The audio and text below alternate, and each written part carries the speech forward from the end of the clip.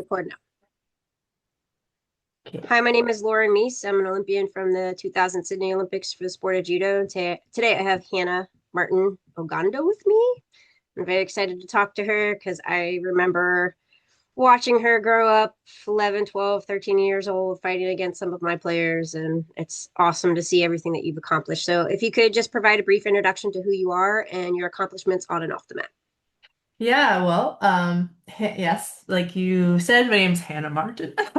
I'm from upstate New York, originally. I was born in upstate New York, and I trained in the beginning with Jim Herbeck. I started judo when I was 8 years old, kind of by accident, because my brother was supposed to do judo, and then my dad said, girls don't do judo, and I like begged him to do judo, and ended up doing judo. Here I am still today.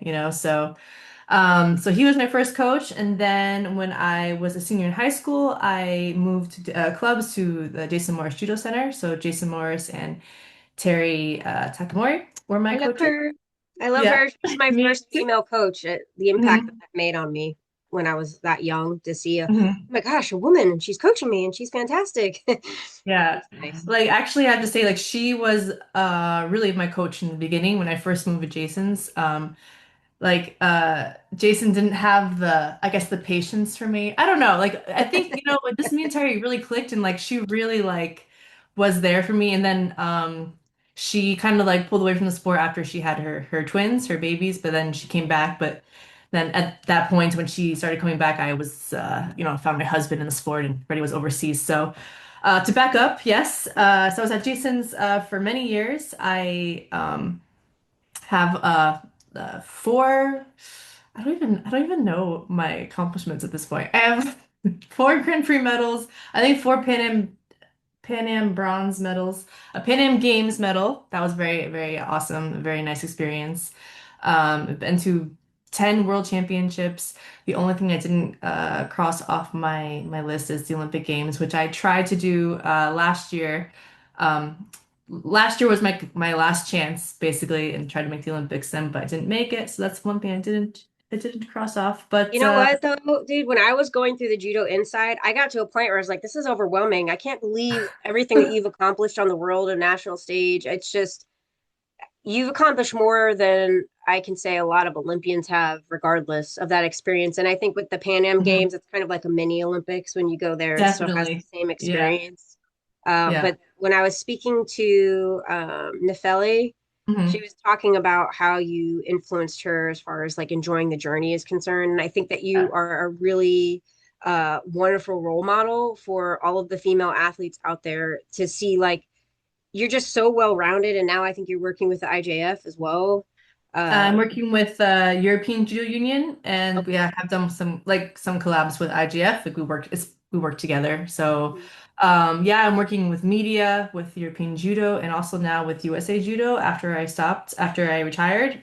So I like hopefully to bring more awareness to judo and build up the sport as we lead into LA. So um, yeah, I love judo, and this is why I think I stuck with it for such a long time, and just trying to get the one last, check one last thing on my list. And so I try not to be like, sad about it or down about it, but sometimes, it does feel like I almost I didn't reach something, but so many Mhm. people who are my teammates, they say, Hannah, like your your journey was like that's what it was. So like just exactly like you said. So And it's the good to people hear that from you've other reached. people. So, like, Mhm. Nefeli was talking about you, but also I think that the younger generation can kind of take a step back and look at you. You've made a career out of the sport, and Mhm. it's led into obviously you working with the European Union and then with USA Judo and prepping for LA. Same thing with Marty; she's doing the prep Mhm. for LA. So I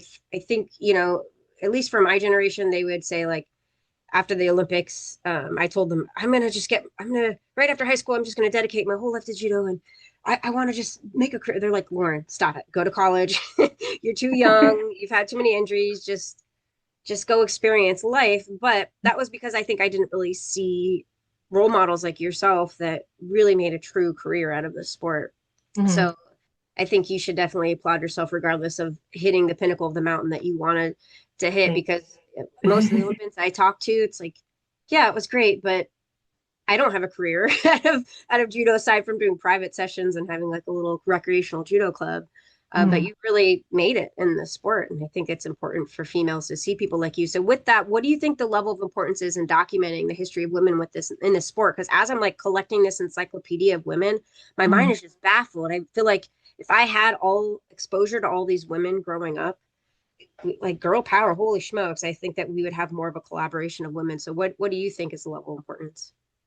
I think it's huge importance. Like I mentioned, like I went from like Terry Takamori as my coach and seeing a woman on the mat every day, teaching me technique, teaching me how to she improved my judo so much just by, showing me judo and how to, act and react and things off the mat too, because actually a lot of times I would have to like room with her at some events. I don't know why, but I room with her like in like Sweden and Finland once. Don't know how we managed. I think because I was younger, so I always had to room with her. Yeah.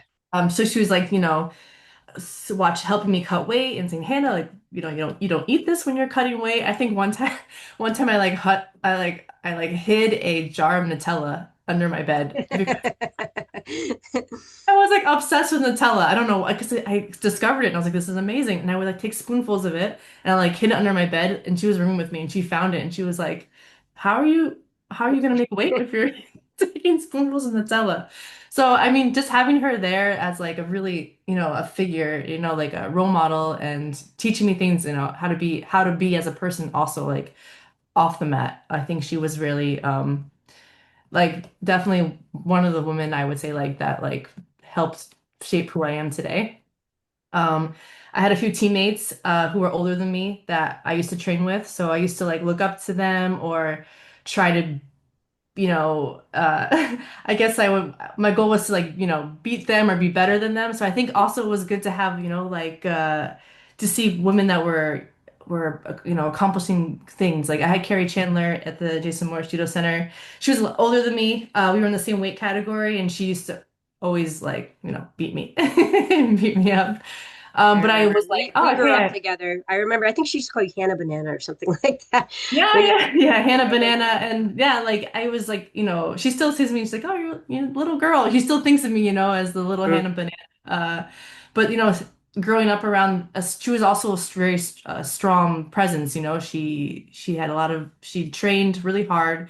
She had a lot of injuries. She worked through injuries, and so seeing this growing up, like I think was really a good for me to see because it is a male-dominated sport, and you don't see many Yeah. women, and now you see in the media, IJF, European Judo, you see everything is like more equal and they're showing women, they're doing interviews with the world champions and the Olympic champions that are women and doing special projects with them.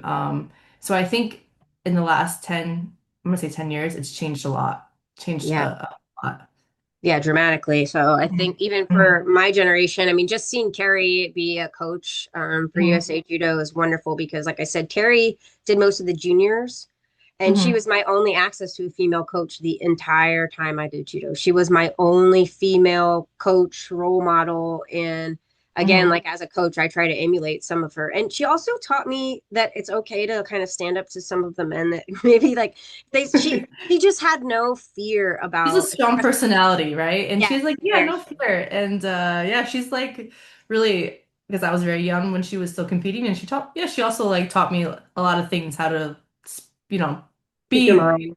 make a statement, you show up in the Yeah. room, don't like hide, don't be the quiet one, it's okay to be there and make space and create space, especially on So the mat and dojo. aside from Carrie and Terry, who else, as you were growing up, did you see?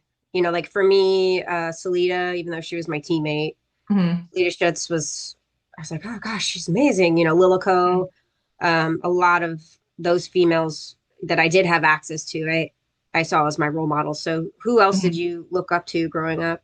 I'm gonna say my generation was really cool because we all, my generation is Marty Malloy. I roomed and traveled with Ronda Rousey, Kayla Harrison, Angelica Delgado, Hannah Carmichael. I had a really strong group of girls around me, and we were, uh, and I think we like.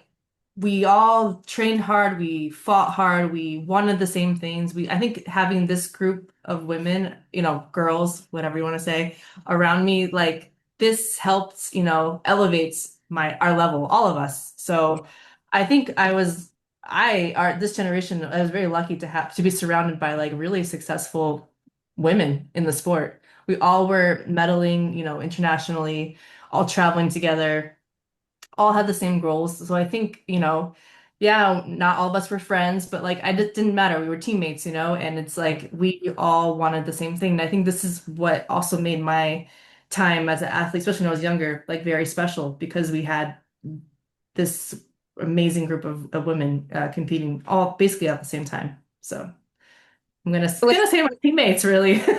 Yeah, exactly. But it's a beautiful thing to see that culture continue, and because I had Amy Tong, Lilico, Hillary, Colleen McDonald, and I was really young. I was like 16, and they were in their Hmm. early to mid 20s. So Yeah. not only did they kind of guide me through life, but they protected me and kind of Yeah. showed me the do's and don'ts of just judo culture. And so looking back on all of that, I know that there were more disparities.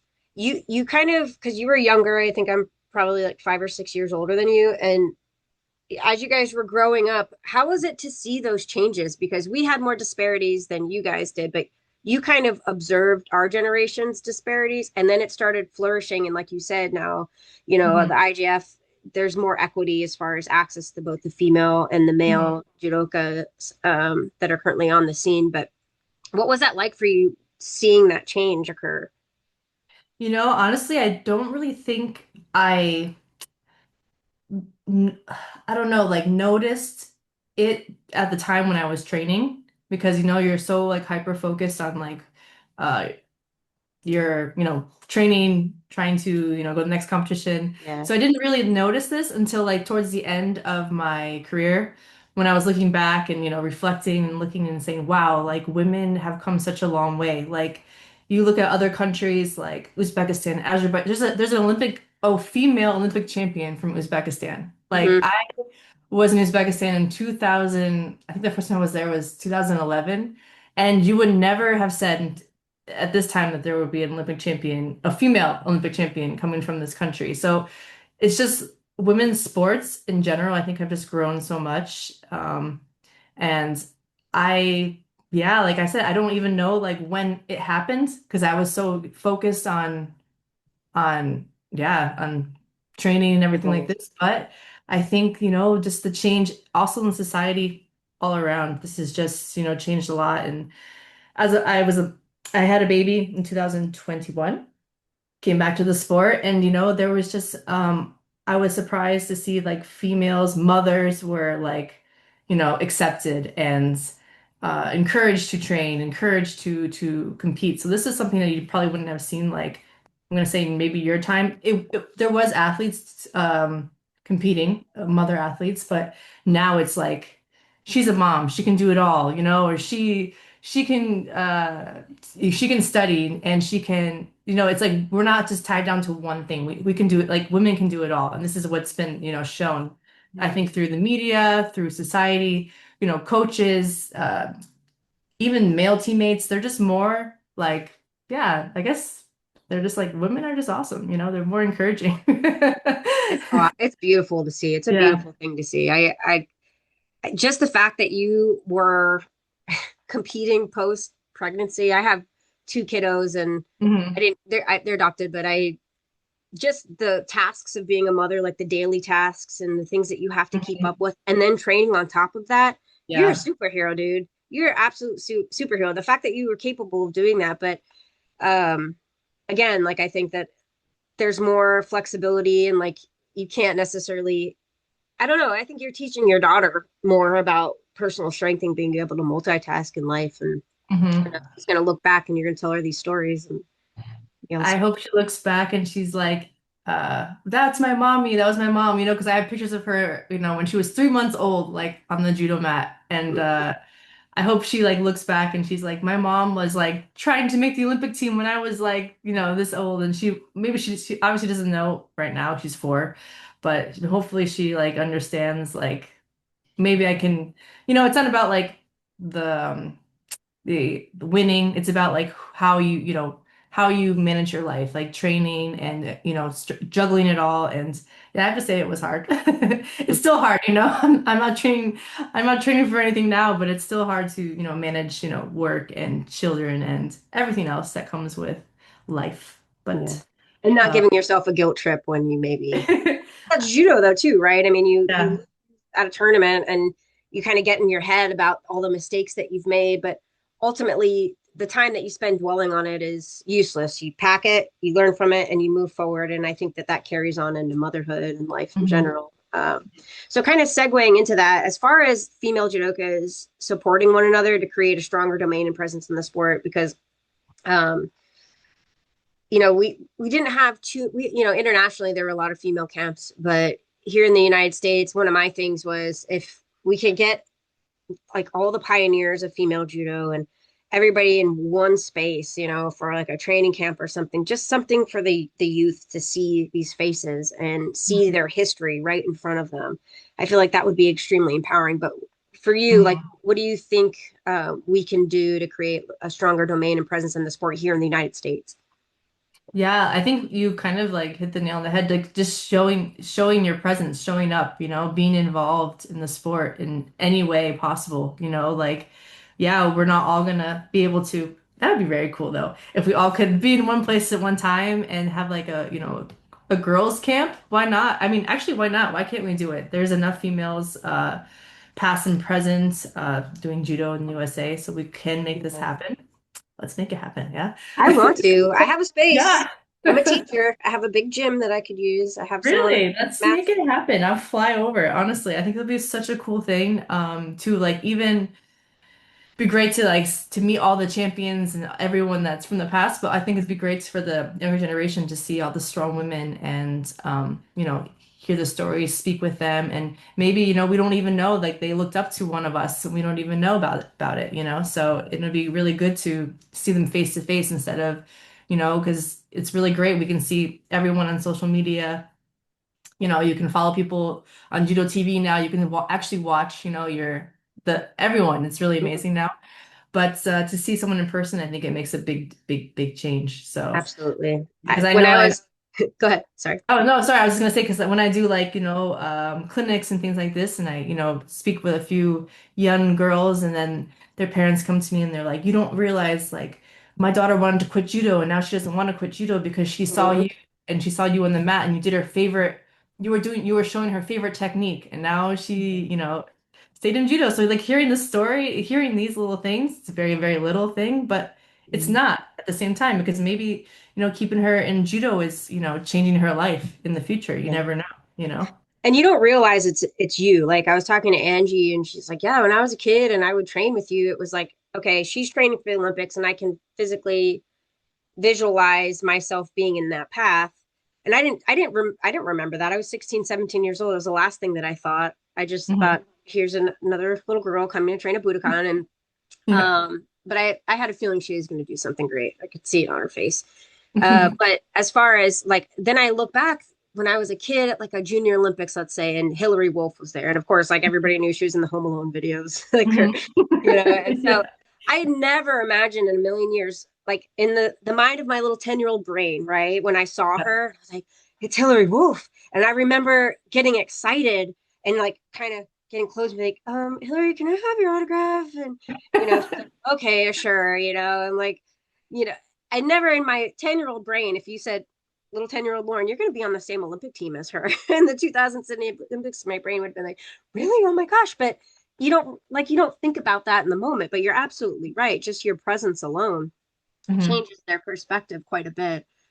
Because I think judo players are pretty humble, some, a lot of humility, Um, so you don't really think in those grand scheme of things, but I Hmm. do think it would be absolutely wonderful. And I think this is kind of like my secret plan to create my I encyclopedia like and then it. find a Yeah. way to get some funding, get everybody down to Florida so we can have a That'd be gym. so cool. And like I'm thinking like from a media perspective, like this is just so great. I could do so much with Well, we have about 2 years, I would say, to get it done before Yeah, we should 2028.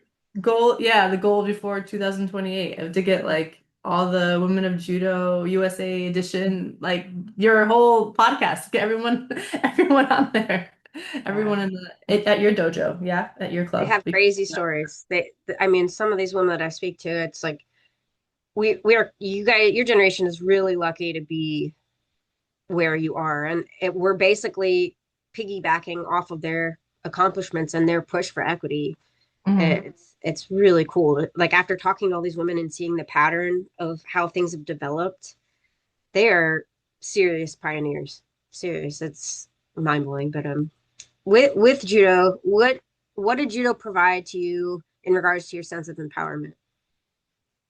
Ooh, Big that question, is, right? yeah, it's a big one, loaded question. Sense of empowerment, as in for women, I As a think human being, as I a know that human this is being, more about yeah, female like judokas, but as a human being, what did it give you? yeah, I'm gonna say judo has given me everything, honestly.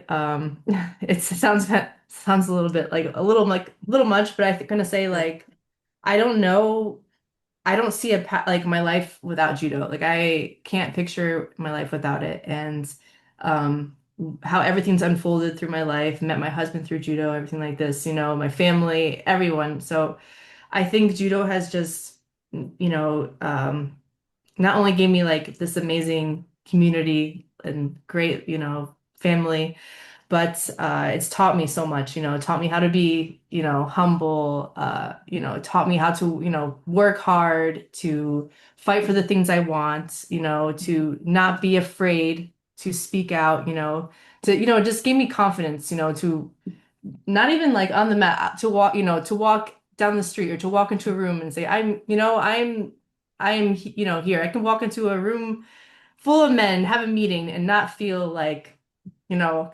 Mhm. I feel like I'm here. I have something to say and you can listen to me, So I think this is a big part of judo that taught me, this confidence, that I am not, to because through my career, women in judo have always been like, it's just women's judo. No one watches women's judo, but you heard this your whole life, like, Yeah. it's so much easier women's judo, blah, blah, blah. This I heard Yeah. through my whole career, honestly. And this kind of, help, I think like made me want to, fight for us and to show like we are working just as hard as you or harder, I'm gonna say. We have strong minds, we're stronger than you sometimes. I'm gonna say Yeah. stronger than what I've learned through my career, actually.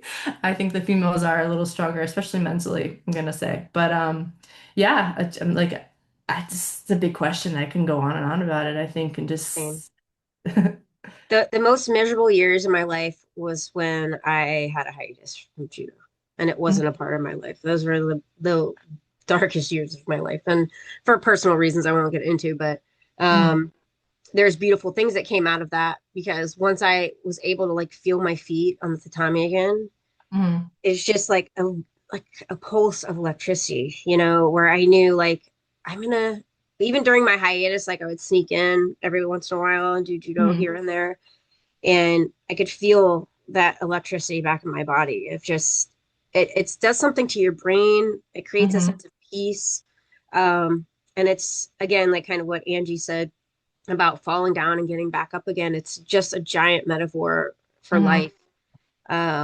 and enjoying the journey and enjoying the memories. Like even with the Mhm. Olympics, it was a memorable experience. But quite honestly, like I might have three things that I remember specifically from the Olympics, but the entire journey getting there and Mhm. seeing different things and going to different countries and being with your teammates and pushing yourself past limits that you never thought you were capable of pushing yourself past, those are the real wins, and Mhm.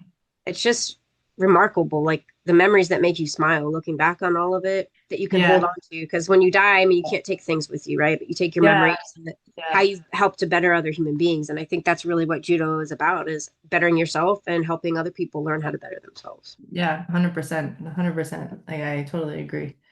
Um, yeah, that's Yeah. like We're pretty lucky, dude. I know, We're all pretty right. I feel lucky. like this. I'm like really lucky. I'm like really happy that I managed to stumble upon this sport,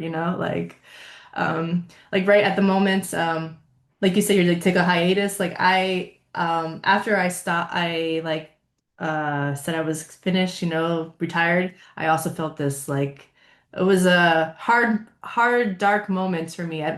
I'm on the, dealing with lots of things in my head mentally, but then coming back to judo and training, just training for fun. It like you said, like just stepping on the mat, putting the judo gi on, just doing, just practicing it, feeling the gi in your hand, feel it just like does something to you. And yeah, like it doesn't have to be always about uh like I always trained for something. So it was hard for me to like to stop and be like, what am I doing here? What am I training for? And I had Mhm. to stop and say, Hannah, you're training for you. You're training because you're here because you love it. You're not even training. You're doing the sport of judo because you love it and it makes you feel good. Mhm. So I had to like go back into the core of why did I do judo for so long? So because when you stop doing like competitive sport, you kind of like lose yourself. You're like, who am I? Like I'm not Sense of training to purpose. hey, Your what's my purpose. purpose? Yeah. Yeah. It was so hard and like yeah, I have found my purpose now. So Good. Yeah. now, but it was hard, I have to say. And I think a lot of athletes go through this after they Oh, stop. absolutely. I think everybody does. But I find now like even because I'm my body's doesn't want to do randori unless you're under the age of 10, right?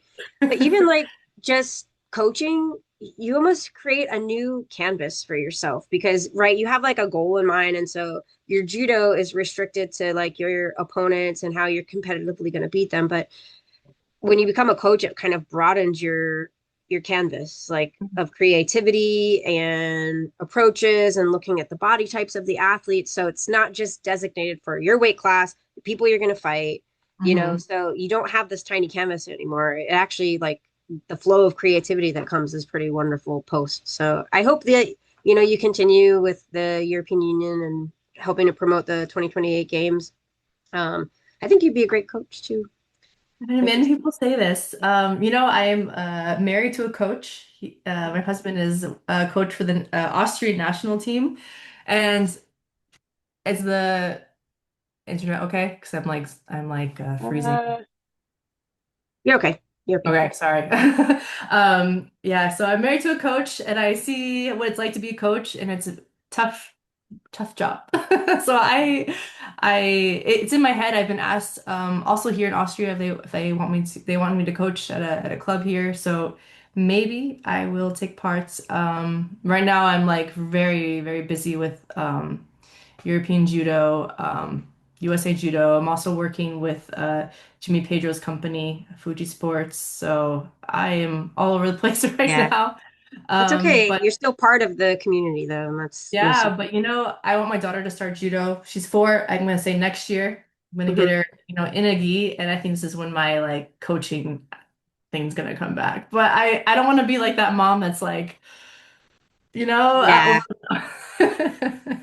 My kids do it recreationally. I don't push them to compete. If they feel like it and they say, I think I'm going to compete again, Mom," then I'm like, "Okay, great. Let's go." But I Yeah, want them to find their thing. It's not for exactly. everybody. But so any final words as far as like historical information that you find crucial for female judokas out there for all 50 people that watch this whole thing, or is any of the youth or whatever that go, oh gosh, it's Hannah, I want to hear what she has to say. Is there any other historical information that you find important for them to hear that you can kind of pass on? Historical information, whew, of women's judo in USA. Yep. I don't have anything. That's crazy. I feel like I do, and I'm gonna come off this call and be like, I I was horrible here. Mhm. Um, I'm just gonna give advice to the future of There you go. future Perfect. women. I'm sorry, No, but that's okay.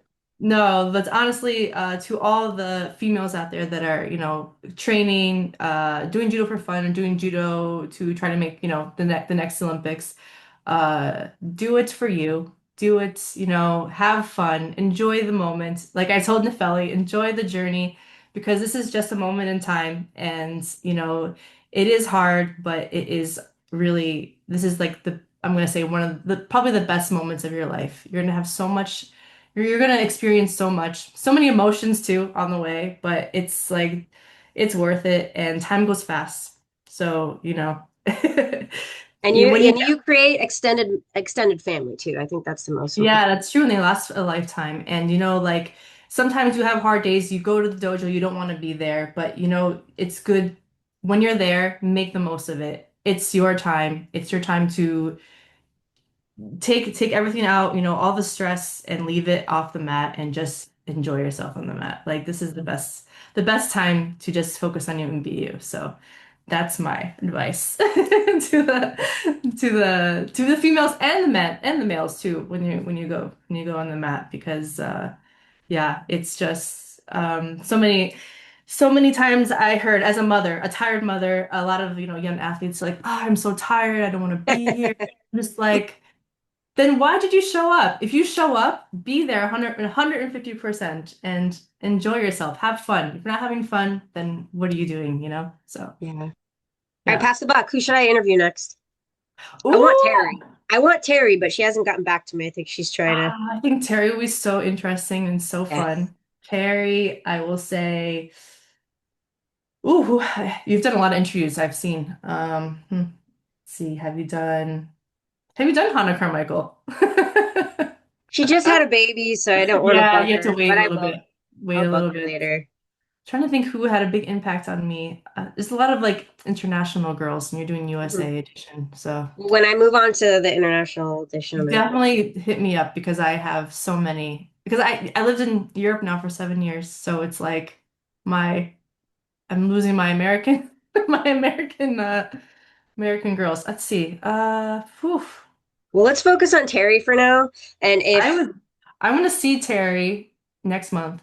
Maybe I can talk to her. please do, she's so important to my existence and my life, and I have to find a way to get a hold of her. I don't want to just call Jason's club and be like Terry. So Did you maybe reach? I'll even call Jason. I would say call him right now and put him on speaker. But he probably I don't know. He may not answer. It's 12:30 and either yeah, maybe, yeah, maybe. Call him. Uh, Call him right now. should I? Yeah, go for it.